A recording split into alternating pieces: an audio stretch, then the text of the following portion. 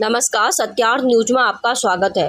Bhanu Pratappur block अंतर्गत ग्राम घोड़ाबत्तर में 21वीं सदी जब दशकों पुरानी परंपरा के तहत बैलगाड़ी पर सवार होकर दूल्हा अपनी दुल्हनिया को लेने पहुंचा तो सभी हैरान रह गए।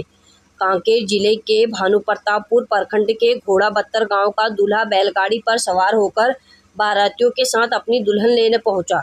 इस बारात में गांव के प्रमुख गायत पटेल और गांव के समस्त ग्रामवासी शामिल थे।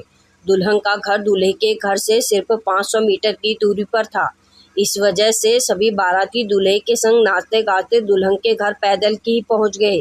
कांकेर में प्रतापपुर थाना क्षेत्र के घोड़ाबत्तर के रहने वाले विभूति भूषण लक्षूराम दुग्गा के पुत्र जयलाल दुग्गा की अनोखी शादी की पूरे इलाके में चर्चा हो रही है।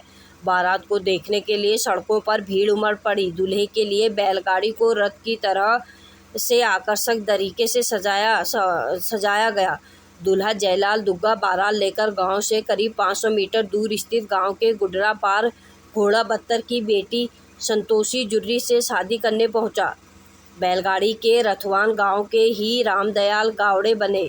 बैलगाड़ी पर सवार दूल्हे को देखने के लिए लोग उत्सुक नजर आए। दुल्हन के घर पहुंचने पर बारातियों का स्वागत पारंपरिक रीति रिवाज से किया गया। बारात निकालने के पहले बैलगाड़ी को बांस, फूल और आकर्षक रंगों से सजाया गया था। दूल्हा बने जयलाल ने कहा कि अपनी संस्कृति और पारंपरिक रीति रिवाज को जीवित रखना जरूरी है। उन्होंने कहा कि संस्कृति ही सभी की पहचान है।